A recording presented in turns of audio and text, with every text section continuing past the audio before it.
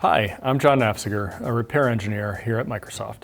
Today I'll walk you through the disassembly and reassembly of the Series X Xbox console. We're very excited to be now offering spare parts for this console.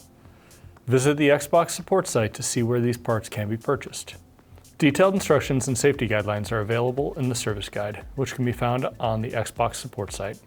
Repairs should be performed on an ESD work surface with grounding to protect the unit, and an anti-static wrist strap should be worn.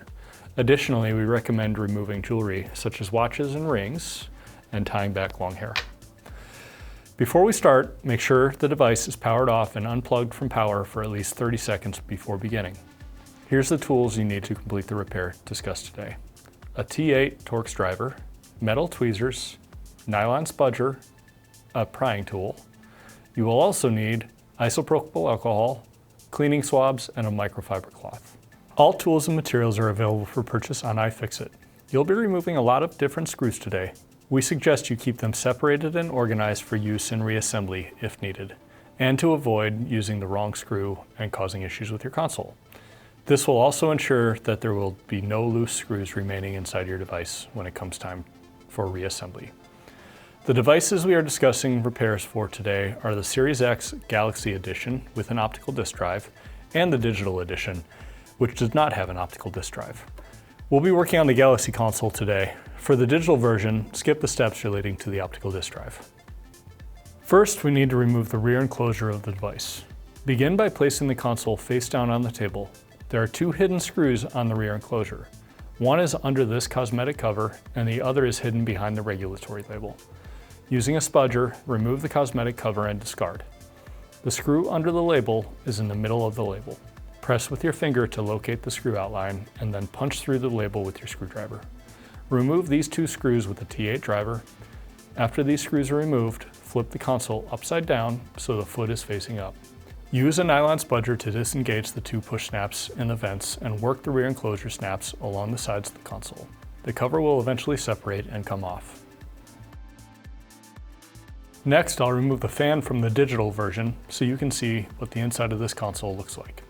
Set the console face down on the work surface. Follow the internal wayfinding to help locate the three fan screws near the top of the console. Use the T8 Torx driver to unfasten the three screws holding the fan assembly. Disconnect the fan connector from the motherboard using tweezers or your fingers. Gently slide the fan out of the front enclosure. To remove the foot, lay the console face down with the rear cover removed. Using your spudger, lift this locking tab while rotating the foot counterclockwise. There's a little tab in here. Hard to see, but once you get in there, the foot pops off. First, we'll need to remove the optical disk drive. If your console does not have an ODD, you can skip these steps. Set your console upside down, remove this one T8 screw, which holds the ODD in place.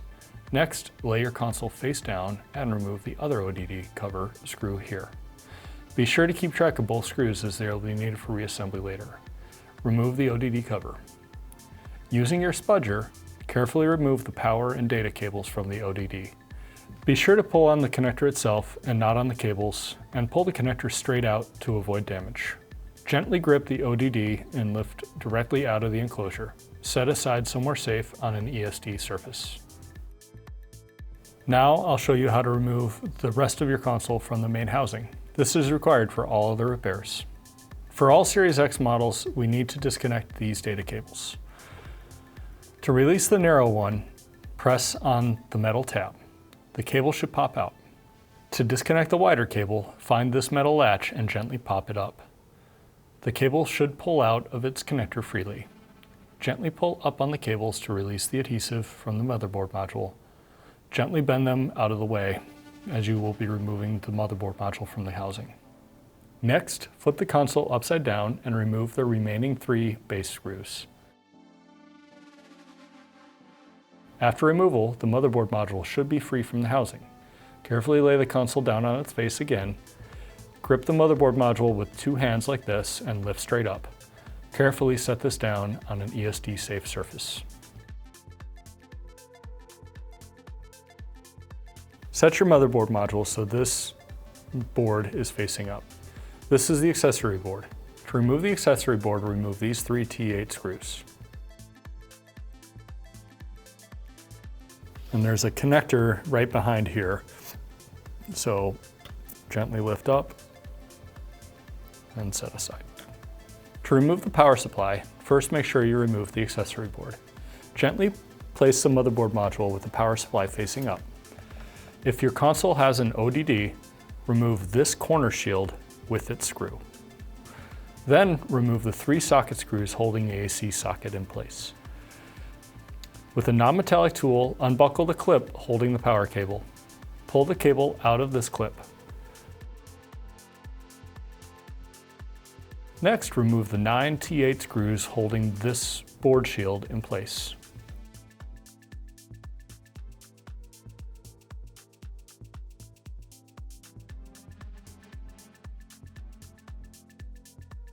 With the AC cable held out of the way, lift the board shield up and set aside. Now we can disconnect the AC power from the motherboard. Disconnect the rubber baffle that wraps around the motherboard module. Now remove the 4 screws holding the power supply in place. The power supply module can now be removed.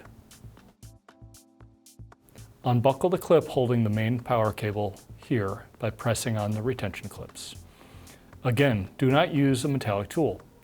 Disconnect the power supply by pushing the retention clip and pulling up on the connector. Additionally, disconnect this 2-wire power clip connector in a similar fashion.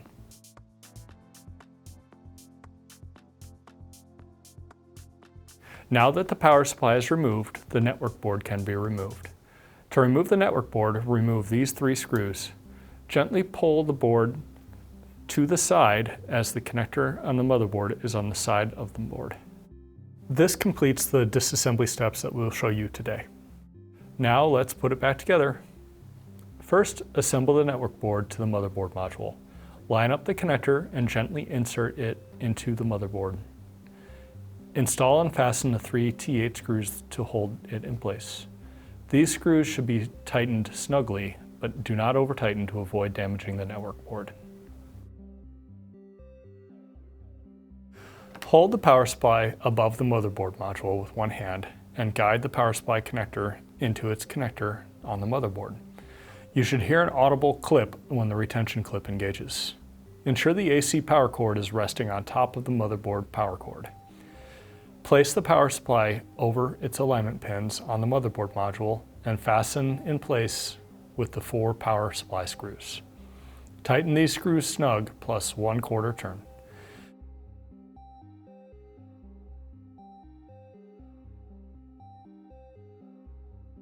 Route the motherboard power cable into the cable guide on the board. Ensure the cable guide snaps are engaged. Additionally, plug in the 2-wire power connector next to the ODD connectors. Again, you should hear an audible clip when the retention clip engages. Holding the AC power cord out of the way, install the board shield on its alignment pins. Install these 9 screws to hold the shield in place and tighten snug plus 1/4 turn.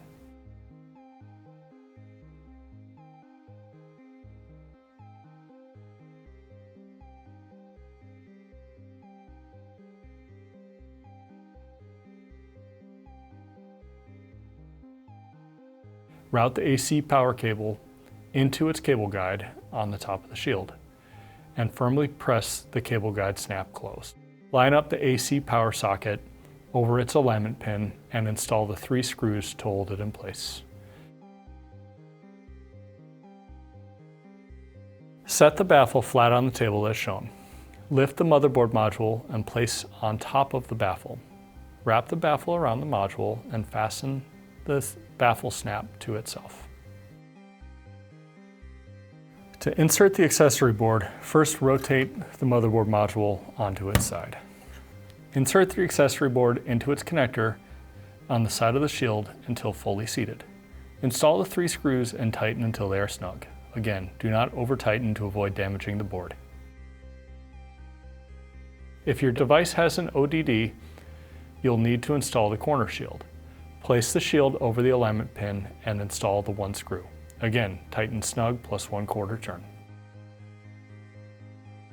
To install the motherboard module into the front housing, begin by ensuring the cables coming out of the front housing are not folded into the housing and are out of the way.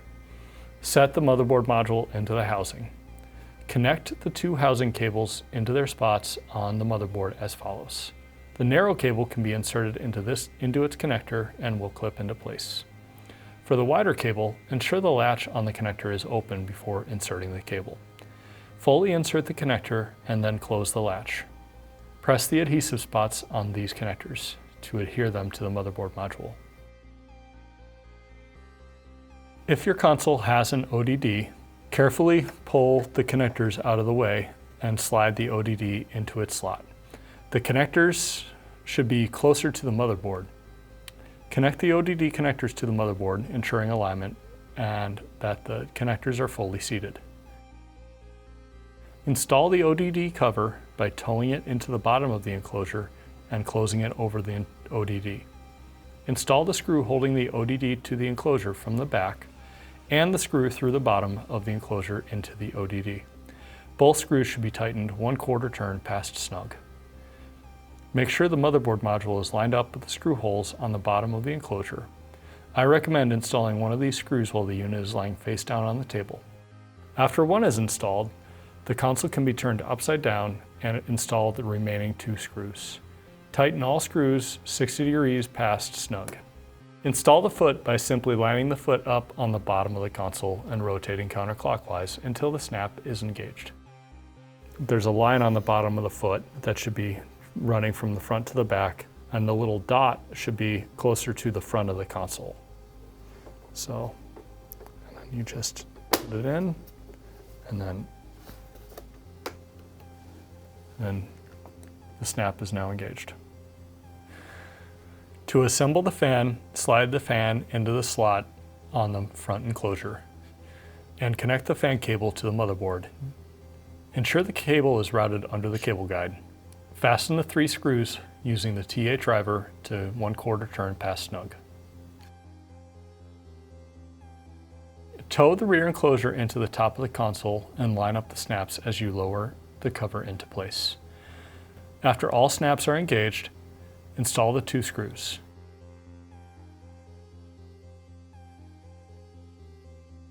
You can reinstall a cosmetic cover over the lower screw. Now you have fully reassembled your console. Please make sure you don't have any extra parts or screws laying around outside of the console, and perform a current leakage test per the instructions in our service guide before powering up the device. A few things to remember during repair.